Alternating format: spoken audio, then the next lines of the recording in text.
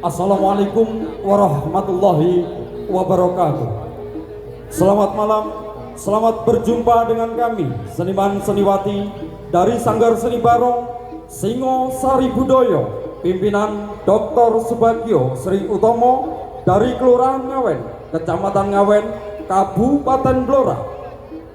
Yang pada kesempatan malam kali ini Singosari Budoyo akan mempersembahkan kesenian Barungan Blora dengan penggalan cerita dengan judul Geger Alas Wengker yang mengisahkan tentang terjadinya perang utusan dari kerajaan Bantarangin, yaitu Patih Pujonggo Anom Pujonggo Arum bersama prajurit berkuda melawan utusan dari kerajaan Jenggala, yaitu Joko Lodro sebagai senopati perang dari kerajaan Jenggala bersama Kilurah Moyontoko, Wungsur Untup dan Mbok Gaina.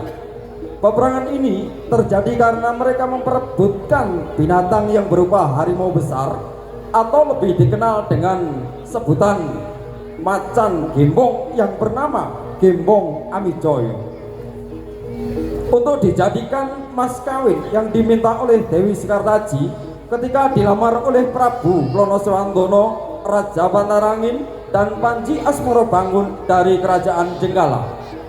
Para hadirin, bagaimanakah kisah selengkapnya? Inilah persembahan dari kami Singosari Budoyo Geger Alas Wengker.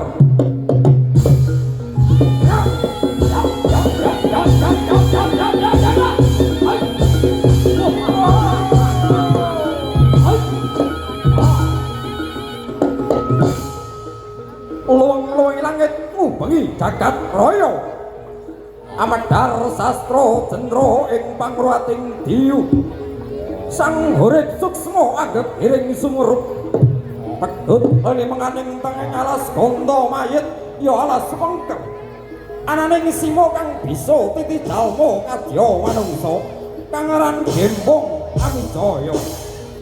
Duk samaladuk ora tedas bapak paluning pandhe lumunturing brenta, jalma mara jalma mati, limpat lakumu maruto geni. Hei Singosari Budoyo.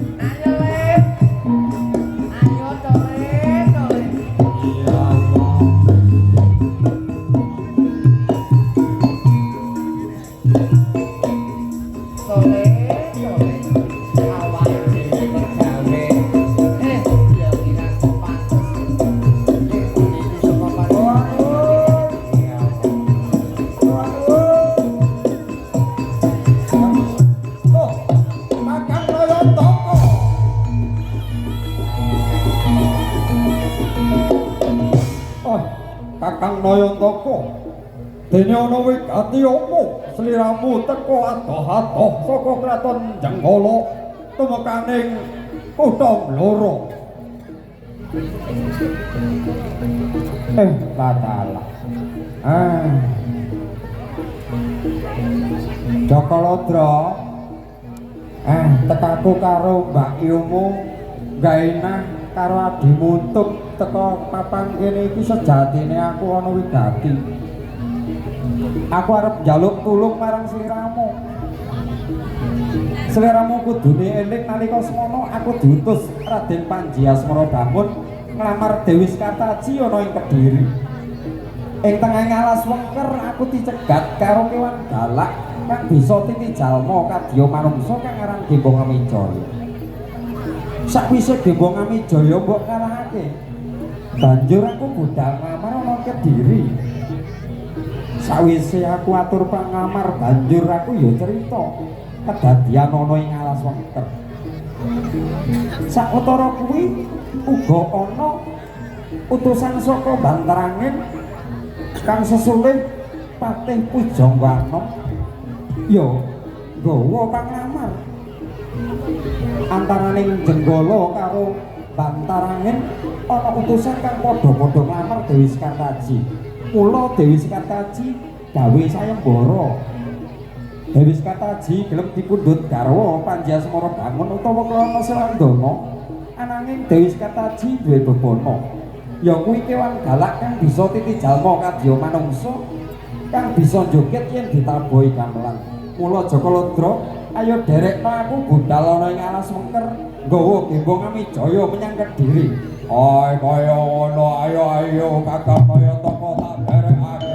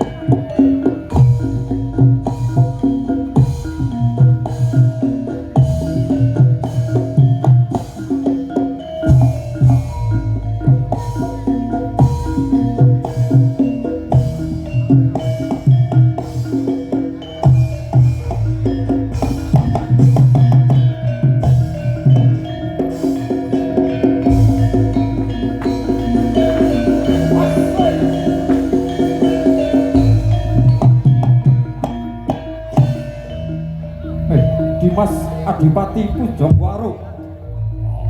Wonten tau Kakang Mas Patih Pujangwana Yo, sawetara cukup nggone awak dhewe olah gegladen. Ayo enggal-enggal nggawa prajurit kang padha niti kuda turangga budal menyang alas wengker. Saperlu njaluk Kembang Wijaya kang wis ana ing tangane Jogolotra. Ayo monggo kledharekaken Gusti Pati.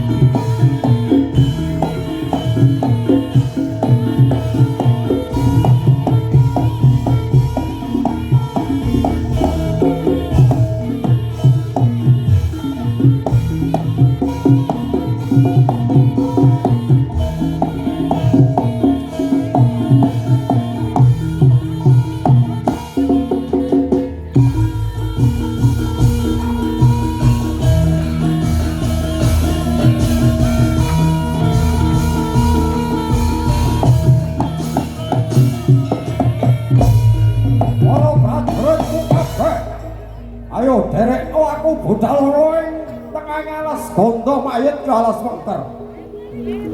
Saperlu ngrebut Gembong Amijaya.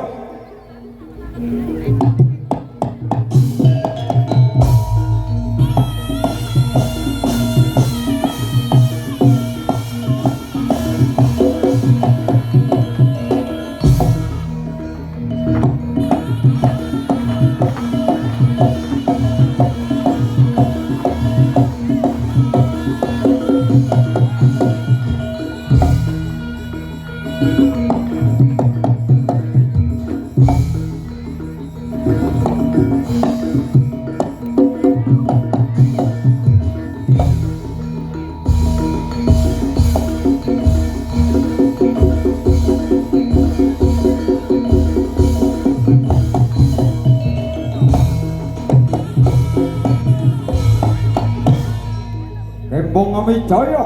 Ayo nopo? Kowe kok teko nang alas Lodaya maneh? Ana apa, Jaka Lodra? Lha kalau semono kowe tak kalahake, saiki ayo derekno aku menyang Kediri saperlu nglamar Dewi Sekataji. Ayo budal, ayo budal.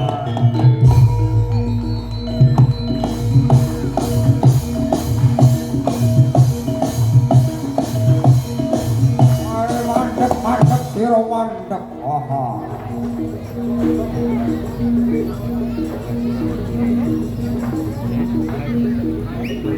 Sopo iki pawongane yen ora samar paningalku?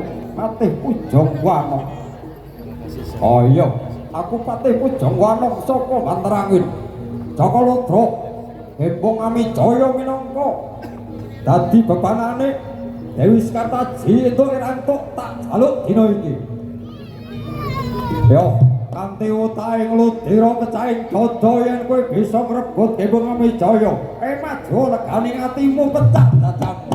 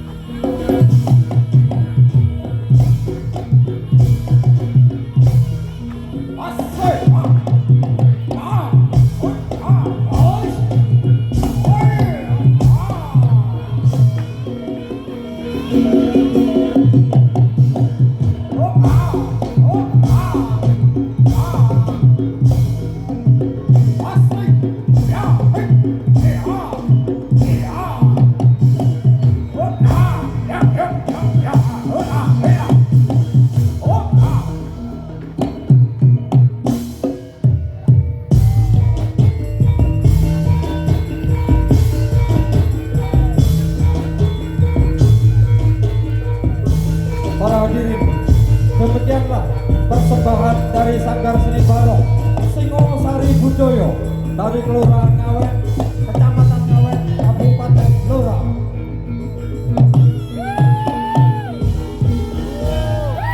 Assalamualaikum warahmatullahi wabarakatuh.